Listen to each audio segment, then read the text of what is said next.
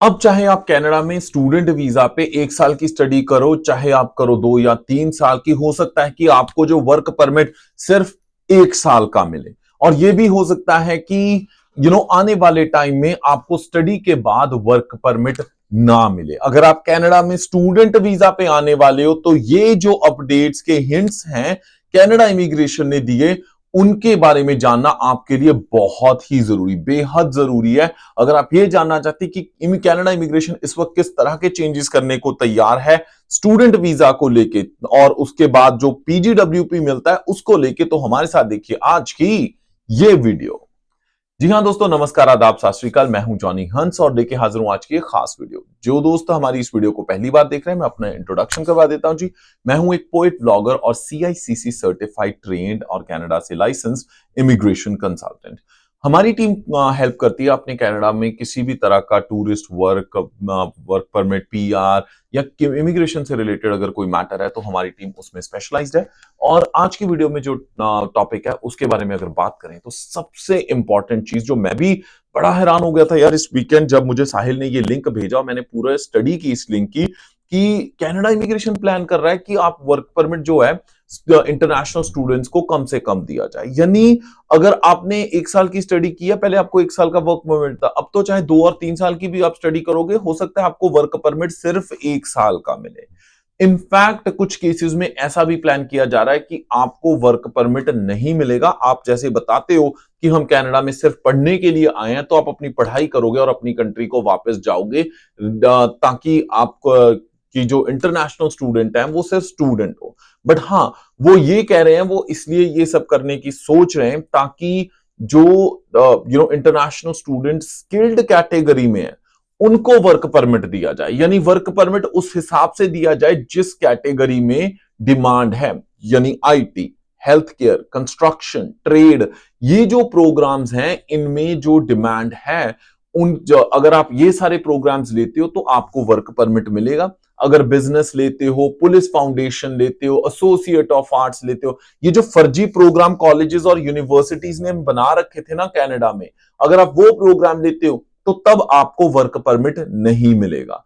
तो ये जो प्रोसेस है इससे रिलेटेड कनाडा इमिग्रेशन ने बात की है अलग अलग प्रोविंसेस की एजुकेशन मिनिस्ट्री से और प्रोविंसेस से। उनको कहा गया कि हमें बताइए कि कौन से ऐसे रिक्वायरमेंट्स है, यानी जहां पे डिमांड है, अगर इंटरनेशनल स्टूडेंट्स वो कोर्सेज करता है, वो पढ़ता है, तो उनको वर्क परमिट दो। लेट्स से स्टडी करने के बाद आपने जब वर्क परमिट आपको मिला तो 1 साल का वर्क परमिट मिला। अब अगर आपके पास जॉब होगी तभी आपको वर्क परमिट मिले, एक्सटेंड होगा। अगर आपके पास उस ट्रेड में जॉब नहीं होगी तो आपका वर्क परमिट एक्सटेंड नहीं होगा। पहले 3-3 साल का वर्क परमिट मिल रहा था, फिर उन्होंने 18-18 महीने एक्सटेंड भी उसको किया, पर अब कनाडा इमिग्रेशन का ऐसा कुछ भी करने का कोई प्लान नहीं दिख रहा। तो मेरी रिकमेंडेशन जितने भी दोस्त आते हैं कनाडा उनसे यही है कि अपनी प्रायोरिटीज को क्लियर रखो और अपने आप को पूरी तरह इन्फॉर्म्ड रखो। अगर आप जेन्युइनली पढ़ने आ रहे हो, पढ़ना आपका गोल है, तो फिर स्टूडेंट वीजा लगवाओ। नहीं तो आप वर्क परमिट पे अगर काम करने आना है तो वर्क परमिट पे, अगर परमानेंटली सेटल होना है तो आप सीधी परमानेंट रेजिडेंसी लगवाओ, स्टडी परमिट के चक्कर में मत पड़ो।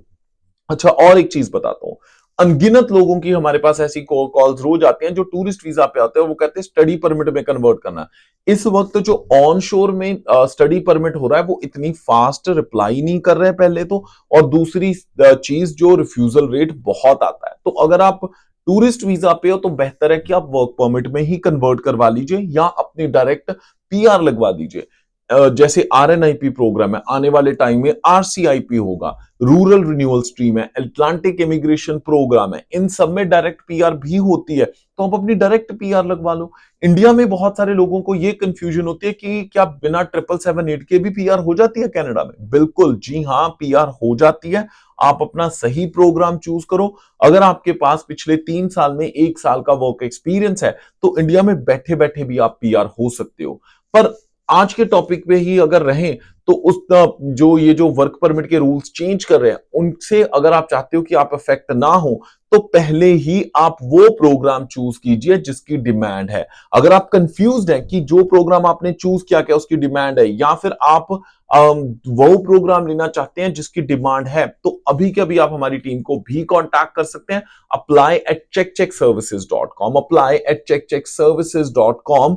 एक और चीज जो इन रूल्स में है वो भी मैं आपको बता दूं कि जब आप स्टडी खत्म करोगे, उसके बाद अगर आपके पास जॉब ऑफर है तभी आपको वर्क परमिट दिया जाएगा। अगर आपके पास जॉब ऑफर नहीं है पढ़ाई करने के बाद, तो हो सकता है कि आपको वर्क परमिट ना मिले। अब इंपॉर्टेंट चीज ये है, बहुत सारे लोगों का ये क्वेश्चन है कि यार कब से ये रूल्स लागू होंगे।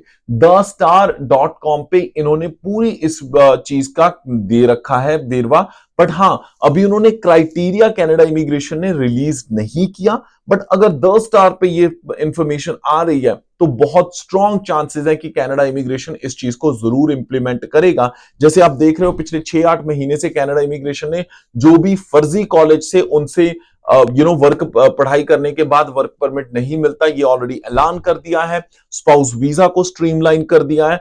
अब उनका गोल है कि जो जेन्युइन स्टूडेंट हैं, ट्रेड रिलेटेड स्टडी करते हैं और अच्छे प्रोग्राम्स लेके पढ़ रहे हैं, उनको वर्क परमिट दिया जाए और उनकी पीआर करवाई जाए। जो हफड़ा दफड़ी में कोर्सेज लेके सिर्फ कनाडा एंटर करने के लिए कर रहे हैं, उस चीज को बहुत कम कर दिया जाएगा। फिर भी कोई कंफ्यूजन है, आपको क्या लग रहा है कि कनाडा इमिग्रेशन ये जो वर्क परमिट के रूल्स चेंज करने वाली है, यानी हर किसी को अब वर्क परमिट नहीं मिलेगा चाहे आप अप्रूव्ड डीएलआई में ही हो, क्या आपके हिसाब से सही है या फिर कनाडा इमिग्रेशन ये चीज गलत कर रही है? हमें कमेंट सेक्शन में कमेंट करके अपने व्यूज जरूर बताइएगा। अगर वीडियो का कंटेंट आपको लगता है कि इंफॉर्मेटिव था, आपको किसी भी परेशानी आने से पहले आपको आगाज कर दिया गया, आपको बता दिया गया, इन्फॉर्म कर दिया गया, तो वीडियो को लाइक करना मत भूलिएगा। ऐसी अप टू डेट इंफॉर्मेशन अगर आप चाहते हो तो जॉनी हंस कनाडा इस यूट्यूब चैनल को सब्सक्राइब कर लीजिए अगर पहली बार देख रहे हैं, और साथ में हिट कीजिए बेल बटन ताकि आप कोई भी अपडेट मिस ना करें।